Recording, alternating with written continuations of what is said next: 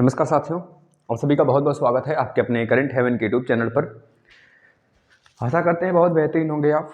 Video को फटाफट share कर दीजिए जिससे कि आज का जो सेशन है हम लोग स्टार्ट कर सकें। आपकी संख्या बहुत ही कम रहती है, पता नहीं क्यों कम रहती है। एग्जाम आने के बाद आप सभी स्टार्ट हो गए कि किस प्रकार से कैसे पढ़ोगे, ये तो आप ही लोग समझो ना, किस प्रकार से पढ़ना चाहते हो। तो प्लीज़ आपसे रिक्वेस्ट है कि आप सभी फटाफट शेयर कर दें।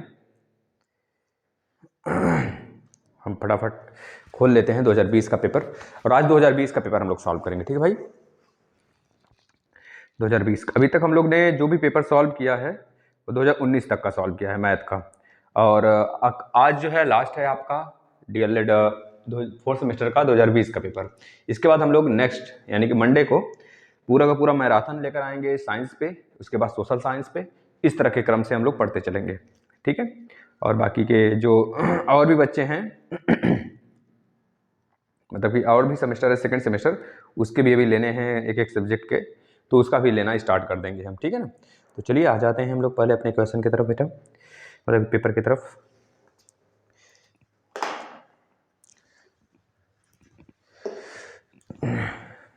और आप सभी से एक रिक्वेस्ट और करेंगे, जो बच्चे सुपर टेट, ये तो हमारा है ही नहीं मुद्दा कि हमें केवल डीएलएड पास करने हैं ना। और भले ही अभी आपको लग रहा हो कि डीएलएड नहीं पास हो रहा, लेकिन डीएलएड आपका मुद्दा नहीं होना चाहिए। अगर आप ये मुद्दा बना के चल रहे हो डीएलएड पास करने वाला, तो आगे बहुत ही भयावह स्थिति होने वाली है बच्चा, आप सभी को समझ रहे हो ना। एक चीज़ें ध्यान में रख लेना, मुद्दा हमारा क्या है, सुपर टेट है। सुपर टेट की वैकेंसी का मुद्दा होना चाहिए, सारे बच्चे मिलकर, चाहे आप अभी हो, मतलब अभी डीएलएड लास्ट सेमेस्टर दे रहे हो और या फिर पास आउट हो गए हों, तो हमारा मुद्दा सिर्फ यही है कि हमें तो चाहिए वैकेंसी, ठीक है ना। वैकेंसी चाहिए और उसको फोड़ना है किसी भी सूरत में, किसी भी सूरत में उसको फोड़ना है भाई। चलो हम लोग 2020 के पेपर पे आ जाते हैं बेटा। कहाँ तक हो गया था, 2019 तक का सॉल्व हो गया था 2020। और 2021 वाला बच्चा जो पिछली बार हुआ था ना पेपर, उसका मैंने पेपर कई बार करा दिया है, तो इसमें नहीं वो डाउनलोड हो पाया है, तो कहीं ना कहीं से मैं उसको कराने का भी प्रयास करूंगा। और ज़्यादातर बच्चे, और एक महा मैराथन भी लेकर आऊँगा पेपर से पहले, उसमें काफ़ी ज़्यादा वो आपके ऑफिशियल डाटा से लेकर आएंगे बेटा, जो भी क्वेश्चन यहाँ पर होंगे। और इतना समझ लेना आप सभी कि जो पेपर यहाँ पे कराया जा रहा है वैसे हूबहू पेपर देखने को मिलेंगे, बिल्कुल भी इधर उधर नहीं। और जो लास्ट महा मैराथन आएगा उसको जरूर लीजिएगा। बस आप सभी अपनी संख्या बढ़ाते रहें जिससे हमें मोटिवेशन मिल सके। लेकिन आप सभी को क्या है, कोई फर्क नहीं पड़ने वाला है, चाहे जो हो जाए, नहीं करेंगे शेयर, मत करो भाई, अपने बस देख लो, अच्छे से आ जाओ। देखिए एमसीक्यू में जो पहला क्वेश्चन है आपका पूछा गया है, देख लो आप हजारों बार इसको किए होगे। कॉस ए बराबर 0 बोल रहा है, कॉस ए की वैल्यू जो है 0 है, तो बताओ ए का मान कितना होगा, ए का एंगल, एंगल कितना है। बहुत नॉर्मल सा प्रश्न है, इसके लिए ऑप्शन भी दिया है लेकिन मैं आपको ऑप्शन नहीं दूंगा, आप बताओगे कितना होगा ए का वैल्यू, ठीक है। क्वेश्चन नंबर 2 एमसीक्यू का 2020 वाले प्रश्न में क्वेश्चन नंबर 2 है बेटा 5798, 5 एक सीरीज दिया हुआ 579898 5798 7977 797977 दूठे सात भैया, जिसको शुद्ध हिंदी में आता है वो समझ लो। और 5 मतलब 535 5 3 और 5 भाई। इसमें आपको क्या फाइंड करना है, बहुलक, बहुलक बता दो, मॉड बहुलक बता दीजिए ना।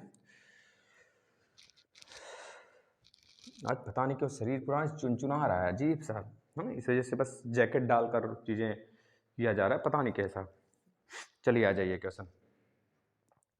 रूट में बी अपान में ए और इनटू। देखिए भाई इस प्रश्न को बहुत ही अच्छे तरीके से करिएगा, और यह प्रश्न आपके मैं बता दूं, अगर आप यूपी टेट का पेपर सॉल्व करेंगे ना उसमें भी नजर आ जाएगा। बहुत आसान सा प्रश्न है देखिए, और कई बार या घुमा फिरा के कई जगह पूछा गया है, तो बहुत ही देखो कुछ भी नहीं, दम नहीं है, देखते ही बच्चे आधे बच्चे फोड़ देंगे इसको।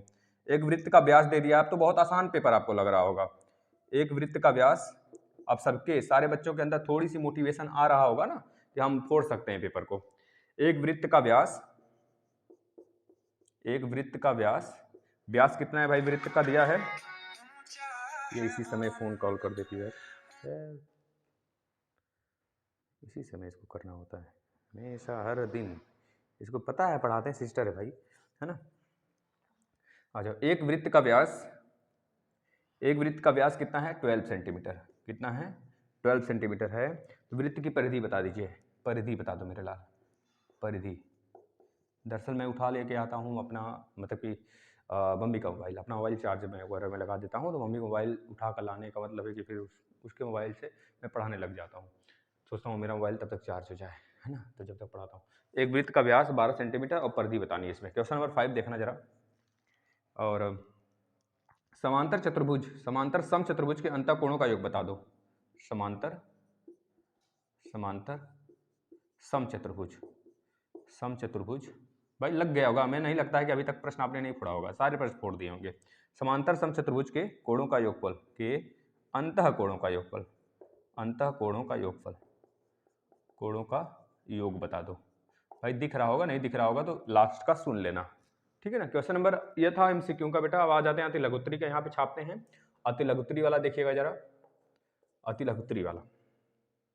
दो सिक्के, या 5 क्वेश्चन हो गया, छठा नंबर का क्वेश्चन यहाँ पे लिख रहे हैं।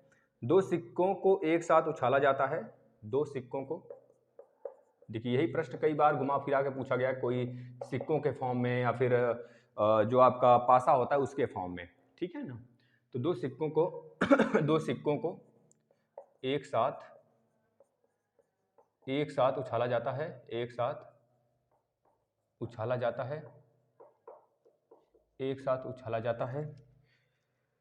दोनों सिक्कों पर एक साथ शीर्ष आने की संभावना बता दो।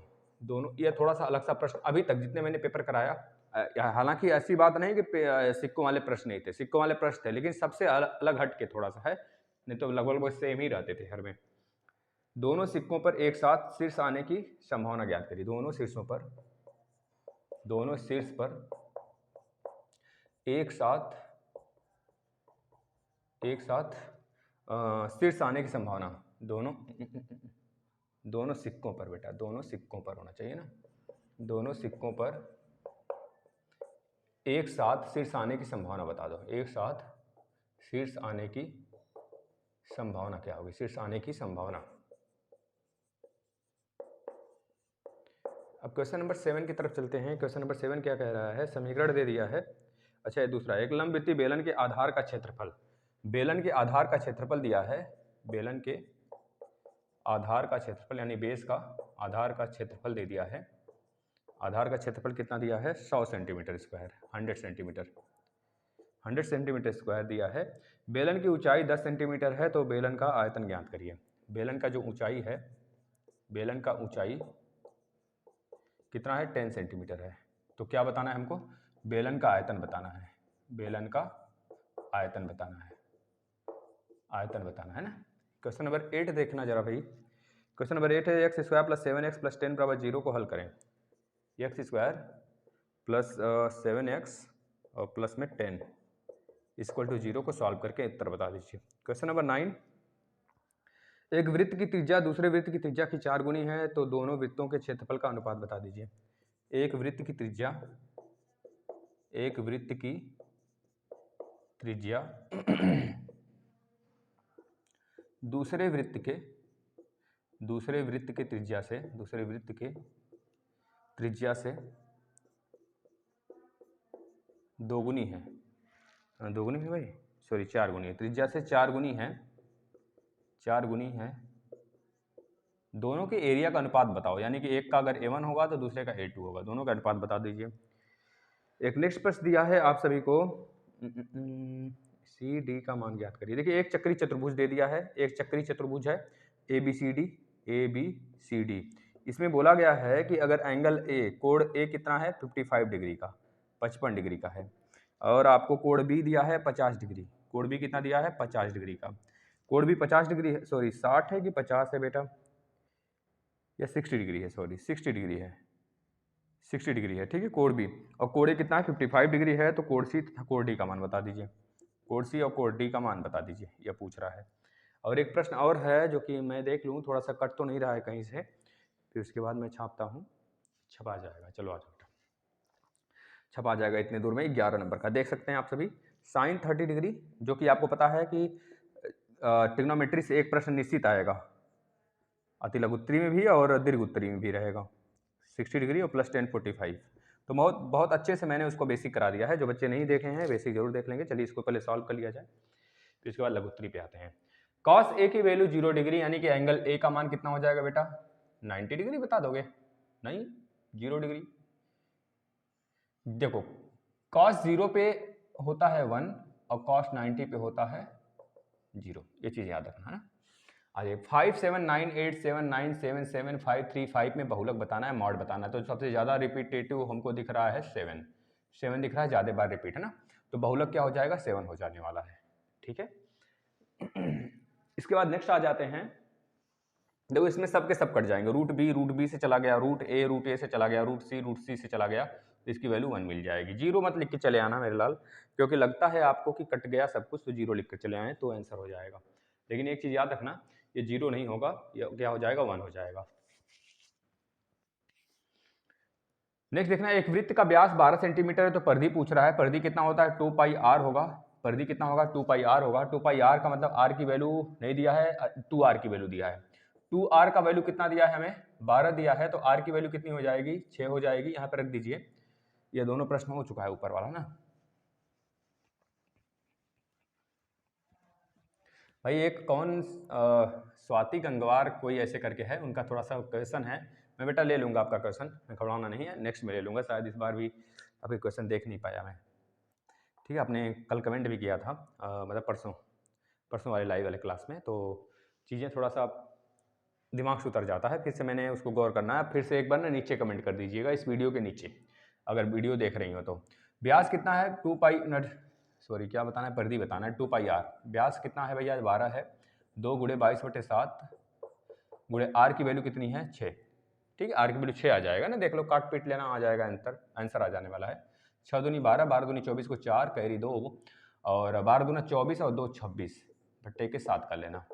7 त्रिक 21 हो जाएगा, बचेगा कितना भैया? 5, और 7 से 49 हो जाएगा, पॉइंट लगा देना। 49 के बाद 50 और 5 55, यानी कि 50 होगा। 7 से 49 37.7 सेंटीमीटर बेटा आपका राइट आंसर हो जाने वाला है ना इस प्रश्न का। नीचे वाला का उत्तर देखिएगा, नीचे वाले का उत्तर देखिएगा कितना है। समांतर समचतुर्भुज के अंतःकोणों का योग। समांतर समचतुर्भुज का बोल रहा है कि अंतःकोणों का योग कितना होगा। ठीक है भाई, कोई भी चतुर्भुज हो, मैं बता देता हूं आपको, एक चीज दिमाग में रख लेना, चाहे समलंब चतुर्भुज हो, चाहे आपके समांतर चतुर्भुज हो, चाहे समचतुर्भुज हो, सभी के कोणों का योग कितना होता है? हमेशा याद रखना 360 डिग्री होते हैं। क्योंकि 4 भुजा वालों का मैं बताया हूं आपको फार्मूला कैसे निकालते हैं। देखना, मैंने एक फार्मूला बता रखा है 2n माइनस 90, सॉरी यही तो बताया है, 2n माइनस क्या बता रखा है भाई? 2n माइनस 4 बता रखा है, 2n माइनस 4 इंटू 90। बस ये n की वैल्यू क्या है? n का मतलब भुजा की संख्या, भुजा की संख्या, भुजा की संख्या, भुजा की संख्या। अगर n का वैल्यू कहाँ से भुजा की संख्या आएगा भाई? 1 2 3 4। समलंब चतुर्भुज अगर आपसे पूछे कितने डिग्री का कोण बनाएगा? 4 भुजा से घिरी हुई सभी आकृतियों में 360 डिग्री से ज्यादा बन ही नहीं सकता, इतना दिमाग में रख लेना है ना। चाहे वह समचतुर्भुज हो, चाहे वह समांतर चतुर्भुज हो, चाहे वह वर्ग हो, चाहे वह आयत हो, चाहे समलंब चतुर्भुज हो, चाहे काइट हो, कोई भी आकृति हो, अगर 4 भुजा से घिरी हुई है तो उसके अंदर मात्र 360 डिग्री का ही कोण बनेगा। अन्यथा अगर 5 भुजा वाला है, 6 भुजा वाला है, अष्टक है, नॉन डेक है ना, इस तरह से डेका है, तो मतलब 20 भुजा वाला क्यों ना हो, तो हम उसको किससे निकालेंगे? किस फार्मूले से निकालेंगे? इस फार्मूले से निकालेंगे। और फार्मूला भी नहीं लगाना है यार, मैंने तो आपको बहुत ही सिंपल तरीके से बता रखा है, बेसिक क्लास अगर आप देखे होंगे तो बता देना, इसका उत्तर 360 डिग्री हो जाएगा बेटा। अगर ये बाह्य कोण पूछ लेता तो भी 360 डिग्री, एक चीज याद रखना। ठीक है, चलिए आ जाते हैं नेक्स्ट पे। 2 सिक्कों को एक साथ उछाला जाता है तो दोनों सिक्कों पर एक साथ शीर्ष आने की पॉसिबिलिटी। 2 सिक्के हैं तो या फिर हेड आएगा दोनों पे, या फिर हेड और टेल आएगा, या फिर टेल और हेड आएगा, या फिर टेल और टेल आएगा। यही तो प्रक्रियाएं हो सकती हैं, इसके सिवा कुछ और आ सकता है क्या? बताना जरा। इसके सिवा कुछ नहीं आ सकता ना। जब इसके सिवा कुछ नहीं आ सकता तो हमको पता है कि टोटल जो कुल हमारा प्रोबेबिलिटी होगा 4 होगा, कुल प्रायिकता कितना होगा? 4 ही का प्रायिकता होगा ना भाई। पॉसिबिलिटी 4 का बनेगा, 2 सिक्के हैं तो 2 फलक होंगे, मतलब किसी एक सिक्के में 2 ही फलक होगा, एक हेड होगा एक टेल होगा, पूंछ होगा या फिर शीर्ष होगा, या फिर कह लो शेर और बकरी होंगे, यही तो होंगे भाई। तो 2 के पावर 1 कब हम लिखते हैं? जब एक सिक्का होता है, लेकिन है यहाँ पे टोटल सिक्के कितने 2 हैं, तो कितनी संभावना बनेगी, कुल संभावना 4 बनेगी। लेकिन यहाँ पे पूछा है बस दोनों पे टेल और टेल आ जाए, यानी कि पूछ और पूछा है दोनों पे, यही तो बोला है। 2 सिक्के उछाले गए, दोनों पर क्या आ जाए, दोनों सिक्कों पर एक साथ शीर्ष आ जाए, सॉरी शीर्ष आ जाए मतलब हेड हेड आ जाए, दोनों पर एक साथ हेड आ जाए एक ही बार। तो कितना चांस है भाई, कितनी बार हेड आ रहा है दोनों में, एक ही बार ना आ रहा है। तो प्रोबेबिलिटी यानी कंडीशन फॉलो कर रहा है एक का, कुल कितने कंडीशन में से, 4 कंडीशन में से। तो आपका उत्तर कितना हो जाएगा, 1/4 आपका राइट उत्तर होगा। लिखने का तरीका बहुत अच्छे से हमने बता रखा है, उसको जरूर फॉलो कर लेना मेरे लाल, जो बेसिक क्लास है, ठीक है ना। आ जाओ नेक्स्ट क्वेश्चन पे। बेलन के आधार का क्षेत्रफल 100 सेंटीमीटर स्क्वायर है, तो बेलन का ऊंचाई दिया, तो बेलन का आयतन पूछ रहा है। देखो अब आपको कुछ नहीं फोड़ना फाड़ना है, आपको पता है क्या होता है बेलन का आयतन, पाई आर स्क्वायर एच होता है, या फार्मूला होता है बेलन का आयतन का। ये बेलन के आयतन का फार्मूला होता है पाई आर स्क्वायर एच। अब इसमें 2 तरीके में इसको मतलब 2 फॉर्म में इसको बांट दीजिए। पहला जो फॉर्म हो जाएगा इसका, मैंने कह दिया पाई आर स्क्वायर, ये पाई आर स्क्वायर को एक तरफ कर लिया, एच को एक तरफ कर लिया, ठीक है, दोनों को मैंने अलग अलग कर लिया। अब आपको पता है बेलन कैसे बनाते हैं हम, ऐसे बनाते हैं, मम्मी वाला बेलन, जिससे भाई बहुत पीटा गया है मुझे, तो मेरा तो ऊँट ही सुझा दिया गया था पीट पीट के, भाई इतना ज़्यादा चोट लग गया था, मतलब अचानक से लगा था, मम्मी के हाथ से छूट गया था बेलन कुछ गलती किए थे, मम्मी रोटी बना रही थी, पुराना घर था, पुराना घर का मतलब उस समय जो मिट्टी वाला घर, नहीं मिट्टी वाला क्या मतलब एक हिस्सा मिट्टी का था और एक बस रूम था, तो मिट्टी वाले घर में थोड़ा किचन वगैरह रहते हैं ना, तो उसमें मम्मी खाना बना रही थी और चूल्हा वो वाला था मिट्टी वाला, तो मैंने कुछ किया और उसकी लकड़ी हिल गई, है ना पास में बैठ के, सुबह सुबह का समय, बहुत छोटे थे, करीब 2 या 3 में पढ़ते थे, मुझे याद है 2 में भी, हमको याद है 1 में भी एक में शायद पढ़ रहे थे या फिर 2 में पढ़ रहे थे। तो उठाई इस तरह से, मैंने उसमें से जो लकड़ी थी उसको मैंने निकाल लिया बाहर, शायद उसको वो जल गई, अचानक से रोटी बना रही थी जल गई। उसके बाद दादी तो बहुत ही आग बरसी थी उनके ऊपर, फिर है ना, ऐसे चलाई बेलन और सीधे मेरे ओठ पे लगा, मतलब हम वहीं पे बैठे थे, हम हट गए, हम दूर मतलब भागने लगे, तो उससे बेलन छुटा और मेरे फेस पे आके यहीं पे लगा और काफ़ी ज़्यादा सूज गया था। तो तब से वो हाथ जोड़ देती, कभी कभार के मतलब गलती से हो जाता है ना मम्मी लोग से, कि मारते रहें और कोई अपने बच्चा को इतना ज़्यादा थोड़े खून खराबा करना चाहेगा, लेकिन लग गया चोट, ब्लड भी आने लगा। ऐसा 2-3 बार हो चुका है मेरे साथ, तो कभी मार कर ही सरे फोड़ दी थी एक बार, तो ये चीज़ें मतलब अचानक से हो जाता है, लग जाता है, वो बाद में रोती भी हैं, बहुत रोती हैं, अभी थोड़े बड़े नहीं बहुत रोती हैं। दादी तो कुछ सुना के चली गई उनको, लेकिन उसके बाद वो खुद पकड़ के अपने गले लगा के रोती है। उसके बाद डर भी लगता था कि इसके पास जाओ तो और पिटाई न कर दे, है ना, मम्मी से ही तो डर लगता था घर में बस, आज भी लगता है भाई, ऐसी बात है, मतलब सम्मान एक अलग सा है उनका। देखो ये पूरा का पूरा पाई आर स्क्वायर है, ये पूरा क्या है, पाई आर स्क्वायर है, पाई आर स्क्वायर। और एक तो और आ जाती हैं जो उनसे भी थोड़ा सा मतलब एक और लाइफ में आ जाए तो फिर उसके बाद समझ रहे हो कौन, तो उससे तो मतलब बच बचा के रहना पड़ जाता है, फिर 2-2 लोग, समझ रहे हो ना, फिर पाई आर स्क्वायर बेटा ये पाई आर स्क्वायर है, ये क्षेत्रफल है, देख रहे हो ना, ये इसका क्षेत्रफल है, इस वाले सर्कल का, मतलब सर्कल का जो क्षेत्रफल होता है पाई आर स्क्वायर होता ही होता है।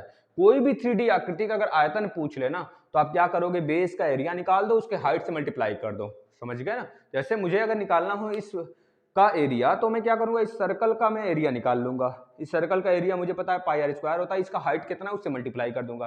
अब उसी तरह यह देख रहे हो सर्कल है, सर्कल इंटू हाइट, तो हमको सर्कल का एरिया पाई आर स्क्वायर और हाइट अलग अलग दिए हुए हैं यहाँ पे, तो भैया पाई आर स्क्वायर की वैल्यू कितनी है, 100 है, और ऊंचाई की वैल्यू कितनी है बेलन का, 10 सेंटीमीटर है, देख लो दोनों सेंटीमीटर में ही है ना, तो 100 यहाँ पर कर लो और गुणे 10 हाइट रख लो, तो कुल आयतन कितना आ जाएगा, वॉल्यूम कितना आ जाएगा, 1000 वॉल्यूम आ जाने वाला है, यानी कि सेंटीमीटर क्यूब आ जाने वाला। भाई इसका यूनिट पाई आर स्क्वायर, मतलब इसका सेंटीमीटर स्क्वायर, इसका सेंटीमीटर, तो centimetre square into centimetre, centimetre cube हो जाता है।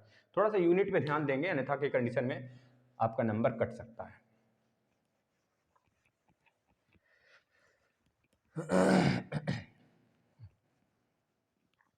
भाई किसी से बांटना मत कि मम्मी ने मार के सर फोड़ देती हैं, तो वो गलती से हो जाता है वो सारी चीज़ें, तो जिसको माइंड में नहीं लिया जाता है, हम लोग तो आज भी चिढ़ाते हैं तो इसका उत्तर कुछ अलग सा रहता है जब गुस्सा हो जाती है, तो ऐसे बहुत मानती है भाई, सबकी मम्मी सबको मानती है भाई, और अक्सर मतलब बहुत प्यार होता है भाई, समझ लो, मतलब उससे ज़्यादा प्यार तो इस दुनिया में कोई कर ही नहीं सकता। उसके बाद दूसरे नंबर पे आपको पता है कौन आता है प्यार करता, एक्स स्क्वायर प्लस 7x। देखो भाई इसको आपको पता है कि 5 और 2 में बांट लो, 5 और 2 में बांट लो बेटा।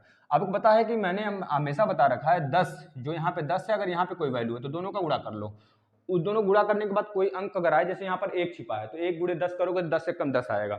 मतलब ऐसे दो नंबर आपको ढूंढने हैं जिसका गुणा करें तो 10 मिल जाए और जोड़े या भी घटाएं तो 7 मिल जाए। तो हमें नजर आ गया 5 दूनी 10 और एक और वैल्यू है, आप बोलोगे सर 10 से कम 10 का क्यों नहीं होगा, तो मैं यही कहूंगा 10 से कम 10 का इस वजह से नहीं होगा महाशय, क्योंकि 10 और 1 को जोड़ेंगे या फिर घटाएंगे तो 9 मिलेगा, जो हमें तो चाहिए 7, और 10 1 को जोड़ेंगे तो 11 मिलेगा, जो हमें चाहिए 7, है ना। चलो, तो एक्स स्क्वायर प्लस में 5x और प्लस में 2x लिख लेंगे और प्लस में 10 इज इक्वल टू 0। इसमें से हम x कॉमन कर लेंगे तो बचेगा x प्लस 5, और इसमें से हम प्लस 2 का कॉमन कर लेंगे तो क्या बचेगा, x प्लस 5 बचेगा। अब यहाँ पे देखो कि कॉमन हो जाएगा x प्लस 5 और यहाँ पे हो जाएगा x प्लस 2। ऐसे ही विस्तार रूप में आपको करने हैं तो जाके x का मतलब बहुत अच्छे नंबर मिलेंगे, अन्यथा कंडीशन में भैया आपका नंबर कटेगा। क्वेश्चन नंबर 9 की तरफ चलते हैं। देखिए बहुत आसान, आप जो बच्चे पेपर बहुत ही अच्छे से सॉल्व किए होंगे पूरा शुरू से लेके बेसिक क्लास प्लस मैराथन जो मैंने लिया था पवन सीरीज का वह सब, और प्लस यह जो इतने भी मैंने टेस्ट पेपर करा दिए मतलब प्रीवियस ईयर, अगर वह सब देख रहे हो ना तो आपका बहुत जबरदस्त हो गया होगा, कोई दिक्कत नहीं है। अब मैं कुछ ही दिन में सुपर टेट के क्लासेस भी स्टार्ट करने वाला हूँ बेटा, सुबह 7 बजे वाला आप लोग फॉलो किया करो एक क्लास। एक वृत्त की त्रिज्या दूसरे वृत्त की त्रिज्या से 4 गुनी है तो A1 और A2 मतलब उसके एरिया का हमें बता दो क्या रेशियो। भाई कोई एक वृत्त है, मैं मान लिया पहले वाले वृत्त का एरिया है पाई आर स्क्वायर R1 का स्क्वायर और दूसरे वाले का एरिया है पाई R2 का स्क्वायर। यह पाई पाई तो कट जाएगा भाई, R1 बोला जा रहा है ना वृत्त की त्रिज्या, पहले वृत्त की त्रिज्या दूसरे वृत्त की त्रिज्या से 4 गुनी है, मतलब कि जो पहला वाला वृत्त की त्रिज्या है ना R1 है, अगर और जो R2 है ना, R2 की वैल्यू अगर x है ना भाई तो इसकी वैल्यू कितनी है 4x है, यह बोला जा रहा है। तो R1 के प्लेस पे 4x रख दीजिए और R2 के प्लेस पे x रख दीजिए, हो गया उत्तर आपका। तो यहाँ पे रख दो 4x का स्क्वायर और यहाँ पे रख दो x का स्क्वायर। बस आप क्या काम करोगे, देखो यहाँ पे 4x का मतलब 16x का स्क्वायर और यहाँ पे x स्क्वायर, तो x स्क्वायर से x स्क्वायर कैंसिल हुआ, यानी कि A1 अपान में A2 का अनुपात कितना आ गया जो पूछ रहा था, 16/1 आ गया, और जो यही आपका उत्तर हो जाने वाला है। चलिए नेक्स्ट प्रश्न पे आ जाते हैं। ABCD यानी कि एक चक्री चतुर्भुज है। क्या है ABCD? एक चक्री चतुर्भुज है।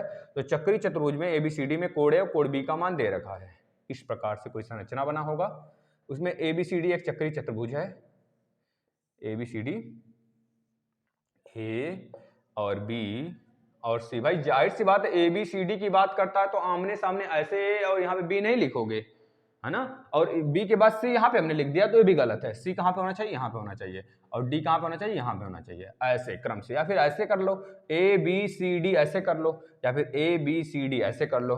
तो आपको पता है चक्री चतुर्भुज में, किसी चक्री चतुर्भुज में आमने सामने के कोण हमेशा क्या होते हैं, 180 डिग्री के होते हैं। तो 180 डिग्री का मतलब भैया कि यह वाला कोण और यह वाला यानी कि एंगल A और plus angle C equal to 180 degree, और यहाँ पर हमको दिया हुआ एंगल A की वैल्यू 50 डिग्री, 50 नहीं 55 डिग्री, 55 डिग्री दिया हुआ है। तो बताओ एंगल C की वैल्यू कितनी हो जाएगी, 180 में से माइनस कर लो, 180 में से जब माइनस करोगे तो 130 यानी 125 डिग्री होगा, कितना हो जाएगा 125 डिग्री हो जाने वाला है। इसी सेम ऐसे ही सेम अगर B और D को जोड़ लें ना, कोण B और प्लस कोण D को अगर जोड़ लें तो भी 180 डिग्री होगा। तो कोण B की वैल्यू हमें दिया हुआ है 60 डिग्री और प्लस कोण D की वैल्यू हमें नहीं पता है, तो हम निकाल सकते हैं ना भाई कोण D की वैल्यू, बताना जरा क्या हो जाने वाला है 180 डिग्री, यानी कोण D की वैल्यू यहाँ से आप निकाल सकते हो भाई 180 माइनस 60 कर लेंगे तो 120 डिग्री आ जाएगा, ये आपका उत्तर होगा और यह वाला आपका उत्तर हो जाने वाला है। ठीक है, लास्ट प्रश्न पे चलते हैं अति लघु उत्तरी के। बहुत ही आसान सा प्रश्न है, देख सकते हैं आप सभी। देखिए इतना ज़्यादा डिस्टर्ब होकर नहीं चला जाता है। अभी मैं एक वीडियो बनाऊंगा आप सभी के ऊपर, जितना बच्चे डिस्टर्ब है ना, सोच रहे हैं कि बहुत ही ज़्यादा बहुत बड़ा एग्जाम है। पता है क्यों डर लगता है बच्चों को, क्योंकि बहुत ज़्यादा बैक आ जाते हैं इस वजह से। साइन 30 की वैल्यू कितनी है, नीचे दिख रहा होगा प्रश्न, 1/2 प्लस कॉस 60 की वैल्यू कितनी है, 1/2 भाई साइन 30 बराबर कॉस 60। tan 45 की वैल्यू 1 है तो इसकी वैल्यू कितनी आ जाएगी, ये 1/2 में आधा आधा मिलकर 1 हो गया, आधा आधा प्लस 1 पूरा, तो ऐसे जोड़ लो मेरे लाल 2 आ गया। कभी कभी जुबान लड़खड़ा जाता है भाई, क्योंकि सेंटो फ्रेश नहीं खा रहे हैं ना, ठंडी का समय है। चलो आ जाते हैं अब हम लोग लघु उत्तरी प्रश्न में। देखो भाई अभी तक जो प्रश्न कुछ नहीं मिले थे इसमें आपको देखने को मिल रहे हैं, जैसे कि अभी एक और प्रश्न मिलेगा जो देख रहे थे समीकरण वाला, किसी में नहीं मिला था, 2 समीकरण को सॉल्व करने वाला अभी तक किसी पेपर में नहीं मिला था, लेकिन इसमें मिल गया। तो कर लेते हैं लघुत्तरी में। देखिए लघुत्तरी का पहला प्रश्न है, लघुत्तरी का पहला प्रश्न है भाई। फिर देखो माध्यिका वाला आ गया, तो फिर से हम माध्यिका वाला आपको क्या करने वाले हैं, होमवर्क देने वाले हैं। बच्चों होमवर्क मत भूला करो, माध्यिका वाला एक तो निश्चित आएगा। इस वजह से मैंने पहले 2 पेपर में बताया था, उसके बाद जितने भी माध्यिका वाला आते हैं हम आपको उसका उत्तर निकालने के लिए दे देते हैं कि माध्यिका का आप उत्तर निकालोगे, ठीक है ना। प्रश्न उस वाले को, चलो लघुत्तरी में पहला प्रश्न यानी कि 12वें नंबर का प्रश्न जो दिया गया है 2x - 3y = 13, और एक प्रश्न है 7x माइनस में 2y = 20। इन दोनों को सॉल्व करके x और y की वैल्यू बता दीजिए। और 13 नंबर वाला प्रश्न आप सभी के लिए होमवर्क रहेगा। आयु दिया है वर्षों में, और यहाँ पे क्या दिया है, छात्रों की संख्या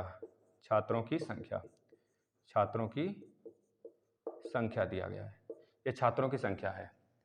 इस प्रकार से अगर कह दें तो ये 10 हो गया यहाँ पे, और यहाँ पे हो गया 4, यहाँ पे 12, और यहाँ पे 8, यहाँ पे 14, और यहाँ पे 12 हो गया, और यहाँ पर क्या हो जाएगा 16, और यहाँ पे 6, और फिर से यहाँ पे 18 और 10। मेरे लाल दिख रहा होगा आपको उत्तर, थोड़ा सा मतलब कि क्वेश्चन दिख रहा होगा ना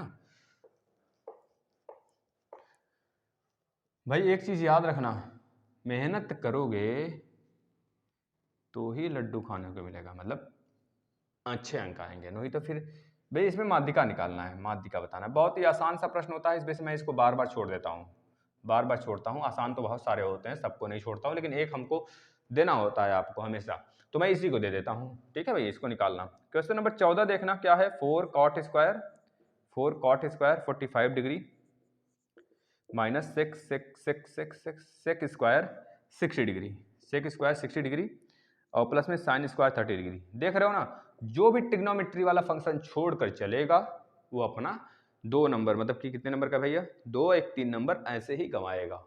तो प्लीज रिक्वेस्ट है कि 1 नंबर से जब आदमी फेल हो सकता है, 1 नंबर पॉइंट में तो इसमें कुछ आना जाना नहीं है, सब 1 नंबर 2 नंबर से ऐसे फेल होते हैं, तो 1 नंबर और 2 नंबर 3 नंबर आपका ट्रिग्नोमेट्री से, मैक्सिमम 4 नंबर, एक एमसीक्यू में भी था 4 नंबर, सोच लो 4 नंबर आपको केवल और केवल ट्रिग्नोमेट्री से मिल जाने वाले हैं। तो ऐसे ट्रिग्नोमेट्री को छोड़कर नहीं जाना है बच्चों, ठीक है, थोड़ा सा अच्छे से सॉल्व करके लेके जाना है, उसको लेकर नहीं, मतलब सॉल्व करके जाना, प्रैक्टिस कर लीजिए। देखिए क्वेश्चन नंबर 15 है, ये भी हम आपको होमवर्क देंगे। एक घनाभ की माप 98 सेंटीमीटर और 42 सेंटीमीटर 18 सेंटीमीटर है। इसके आयतन के बराबर आयतन वाले घन की भुजा, अच्छा इसको बता देते हैं ना। एक घनाभ की माप जो दिया गया 98 centimetre into 42 centimetre into 18 centimetre, centimetre cube हम लिख देते हैं ना। एक घनाभ की माप है, किसकी माप है, घनाभ की माप है, घनाभ की माप है बेटा। यह बोल रहा है इसके आयतन के बराबर, जो ये आयतन है भाई, आयतन के बराबर घन का माप बता दो कितना होगा, लंबाई चौड़ाई ऊंचाई में ऐसे कुछ पूछ रहा है, तो घन का माप बता दो, घन का माप पूछ रहा है, माप बता दो। बहुत आसान सा प्रश्न होते हैं ऐसे, तो हम बताएंगे आपको कैसे क्या करना है, बहुत आसान से, मैक्सिमम बच्चे कर पा रहे होंगे, है ना। देखिए एक इस प्रकार का, ये देखिए बहुत बार पूछा गया, या इसमें भी आ गया भाई, देख रहे हो कितनी बार ये रिवाइज हो रहा है, या पूरा का पूरा फिगर, मतलब लग रहा है डीएलएड वाले को कोई काम ही नहीं भाई, एक ही प्रश्न को बार बार रिपीट किए हुए हैं। तो आप बिल्कुल ना घबराइएगा, ऐसे प्रश्नों को रट कर जाइएगा, बस हो सकता है डाटा थोड़ा सा डिफरेंट दे दे, लेकिन प्रश्न तो वही रहेंगे। आपको पता है कितने डिग्री का होगा भाई, 90 डिग्री का होगा निश्चित रूप से भाई। किसी भी, याद रख लेना, डायमीटर पर बने हुए जो ये आपका डायमीटर है, यहाँ पे ओ है, डायमीटर से अगर उसके सरकमफ्रेंस पे कोई भी एंगल बनता है वो हमेशा 90 डिग्री का कोण देता है, एनी हाउ, ठीक है ना, इस चीज को ध्यान में रख लेना। यानी कि यह कितने डिग्री का कोण होगा, 90 डिग्री का बेटा, ठीक है। अब इसके बाद इसी तरह सेम इधर भी बना दिया है, इधर क्या किया, यह भी 90 डिग्री का होगा, निश्चित रूप से 90 डिग्री का होगा भाई, बोला है, फिगर बनाया है, फिगर में दिया नहीं है, लेकिन हमें पता होना चाहिए 90 डिग्री का होगा। अब ये बोल रहा है हमसे ना कि जो हमारा, पहले नाम लिख लीजिए, ए बी और सी और डी, ऐसे नाम दिया है, ठीक है, यह बीच में ओ है, केंद्र है। बोल रहा है कि भाई जो कोण सी ए बी है 30 डिग्री है, कोण सी ए बी पूरे कोण को दिया है, सी ए, एक मिनट मेरे लाल, यह डी यहाँ पर है, डी यहाँ पर है और बी यहाँ पर है, तो सी ए बी मतलब यह वाला, देख रहे हो, सी ए बी भी होता है, सी ए डी, तो दोनों अलग अलग है। ये मत समझ जाना एक ही बात कर रहा है, इसमें पूरा आ जाएगा, यह पूरा, और इसमें केवल ऊपर वाला। तो सी ए बी का कितना दिया है, माप दिया है भाई 30 डिग्री। और यह वाला दिया है 40 डिग्री। आपसे पूछ रहा है बहुत सिंपल सा, बताओ अब इसमें क्या है जो नहीं आएगा। आपसे क्या पूछ रहा है, यह वाला कोण बता दो और यह वाला कोण बता दो, बस यही पूछ रहा है। भाई हमको पता है कि किसी भी लिख लेना, ये स्टेटमेंट लिख लेना कॉपी में, एग्जामिनर एकदम खुश हो जाएगा भाई, एकदम मतलब लट्टू हो जाएगा, आप ये कह लो। अगर किसी भी डायमीटर से किसी भी वृत्त के व्यास से उसके सरकमफ्रेंस यानी परिधि पर कोई भी कोण बने तो हमेशा 90 डिग्री देता है, समझे ना। किसी भी वृत्त के कोई भी वृत्त हो, अगर उसके व्यास से उसके परिधि पर बने हुए कोण का अगर एंगल पूछा जाएगा तो बताओगे 90 डिग्री। 90 डिग्री 90 डिग्री हमेशा याद रखना, रट लेना। तो किसी भी त्रिभुज में हम पूछ लें आपसे, अब किसी भी त्रिभुज, क्योंकि बोल रहा है एग्जाम इसमें क्वेश्चन में हमको बताना है कोण सी बी, एक ए बताना है, एक बताना है आपको क्या, B A C, B A D बताना है। बता दो क्या क्या होगा।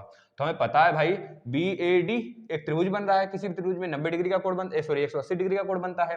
तो 40 पता है, 90 पता है, तो 90 यानी कोण बी प्लस कोण डी प्लस कोण ए बराबर कितना हो जाए, कोण ए है बराबर 180 डिग्री।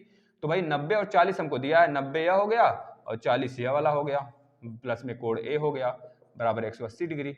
तो आप बताओ कोण ए की वैल्यू कितनी हो जाएगी, 180 माइनस 90 और 40 130 डिग्री को माइनस कर लीजिए, कितना आ जाएगा 50 डिग्री। तो ये वाला कितना होगा 50 डिग्री होगा। इसी प्रकार से आप इस वाले त्रिभुज में निकालोगे इसका वैल्यू। चलो सारे बच्चों के लिए होमवर्क हो गया एक तो, ये भी ठीक है। चलो आ जाओ बच्चा, मेरे भाई इसको देखना आप जरा सा, इस 12 नंबर के प्रश्न को। 2x minus 3y is equal to 13 हो गया, और यहाँ पे 7x माइनस में 2y इक्वल टू 20 हो गया। दोनों को सॉल्यूशन मतलब सॉल्व करिए। यह समीकरण 1 है, समीकरण 2 है। समीकरण 1 और समीकरण 2 को हम बराबर करा लेते हैं, आसानी होगा कि 3 का गुणा इसमें कर लें, 2 का गुणा इसमें कर लें, तो यह वाला बराबर हो जाएगा y वाला। तो इसमें हमने 2 का गुणा कर लिया पूरे में, इसमें 3 का। 2 का जब गुणा करना तो ये ध्यान देना कि दोनों पक्ष में गुणा होना चाहिए। 2 दूनी 4x माइनस में 2 3 6y बराबर में 13 दूना 26, 3 का गुणा करेंगे तो 7 21 x और माइनस 6y बराबर 3 दूना 6 60। दोनों में साइन बराबर है तो प्लस का मतलब घटा लेना, दोनों को मान लेना, एक समीकरण 3 हो गया, एक समीकरण 4 हो गया। दोनों को एक तरह से घटा लेना, घटाओगे तो साइन चेंज हो जाएगा, यहाँ पे माइनस हो जाएगा और यहाँ पे माइनस, जहाँ पे प्लस है वहाँ माइनस, और जहाँ पे माइनस है वहाँ पे प्लस। इसको कट कर देंगे तो 21 में से 4x जाएगा तो कितना बचेगा, 17x बचेगा, वो भी किस में, माइनस में। यहाँ माइनस वाला बड़ा है तो 20 गया तो 40 बचा, 40 में से 6 चला गया तो 34 बचेगा, माइनस का 34, माइनस माइनस से गया, x की वैल्यू कितनी आ जाएगी 2। या 2 वैल्यू उठाकर किसी एक इक्वेशन में रख देना। यहाँ पे अगर रख देते हैं 2 तो यानी कि 2 गुणे 2 मिलेगा, माइनस में 3y इक्वल टू 13 मिलेगा। तो y की वैल्यू कितनी आ जाएगी, 4 इधर जाके माइनस हो जाएगा, 4 इधर जाएगा तो 2 दूनी 4 माइनस में हो जाएगा, 13 माइनस 4 कर देंगे तो कितना बचेगा 9, और 3 3 का 9 काटेंगे तो माइनस का 3 आ जाएगा, माइनस का 3, y बराबर माइनस का 3 और x बराबर 2, ये आ जाने वाला है। अगले प्रश्न पे चलते हैं। अगला प्रश्न जो पूछा गया है देखिएगा जरा, 4 cot को 4 into cot square 45 degree, cot 45 की वैल्यू 1 स्क्वायर कर दीजिए, चाहे उसका क्यूब कर दीजिए, 1 का 1 ही रहने वाला है। Minus sec square 60 degree, cos 60 degree की वैल्यू 1/2 होता है और सेक 60 डिग्री की वैल्यू 2 होता है, तो 2 का स्क्वायर 4 यानी कि माइनस का 4 लिख लेंगे, ठीक है।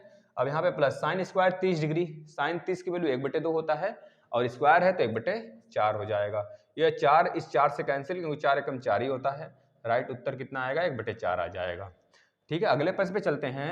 आपको घनाभ का आयतन दे रखा है, घनाभ का माप दिया है, घनाभ का 98 इंटू 42 इंटू 18, मतलब कि लंबाई चौड़ाई और ऊंचाई यह दिया है, सबका मल्टीप्लाई कर देते हैं, भुजा मतलब लंबाई गुणे चौड़ाई गुणे ऊंचाई, तो घनाभ का आयतन आ जाता है, घनाभ आकृति का।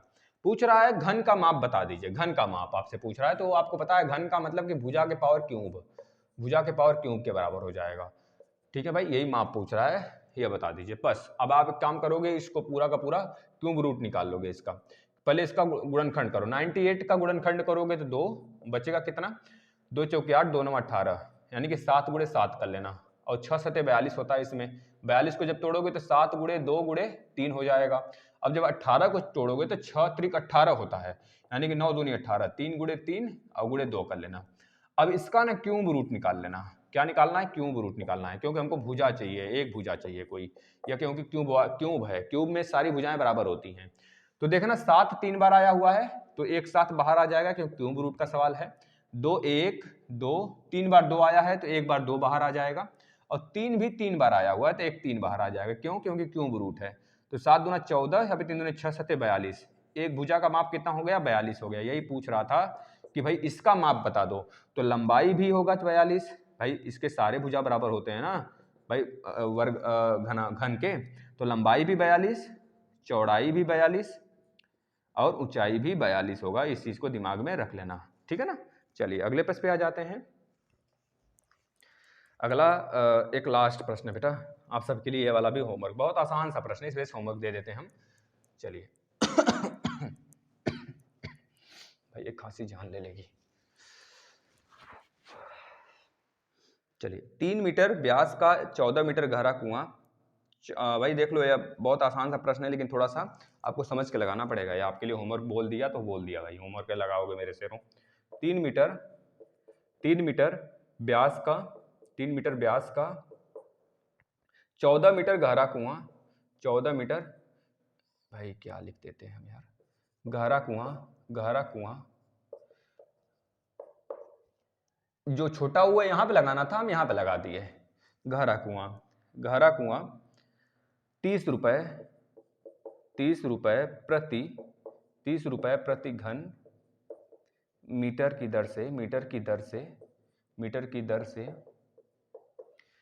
दर से खोदने में कितना रुपए खर्च होगा, खोदने में कितना रुपए खर्च होगा, खोदने, क्या लिख देते हो यार, हाथ है कि सरसुरा क्या है, खोदने में कितना रुपए खर्च होगा,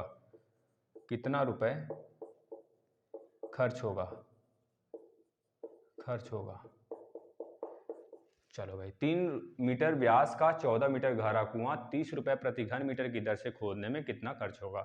बेलन का आयतन लगा लेना मेरे लाल, अब बता देना उत्तर कितना होगा, ठीक है ना। ये आपका था लास्ट। अब हम कल से महामैराथन लेकर आएंगे, कल साइंस का, इसके बाद सामाजिक अध्ययन का, ठीक है। डरना नहीं है, जो बच्चे कह रहे हैं सर साइंस और सामाजिक अध्ययन कब आएगा, तो बेसिक तो हो चुका है। अगर आपने बेसिक नहीं देखा है तो शायद अब ना भी देखो आप, क्योंकि आप तो सीरीज से पढ़ने लग गए होगे। तो मैं सीरीज कल से स्टार्ट करूंगा, बिल्कुल भी चिंता करने की बात नहीं। पहले साइंस खत्म करेंगे, फिर उसके बाद सामाजिक अध्ययन। तो सारी चीजें अपने हिसाब से एग्जाम के पहले मैंने कमेंटमेंट किया है, खत्म होगा तो खत्म होगा। धन्यवाद।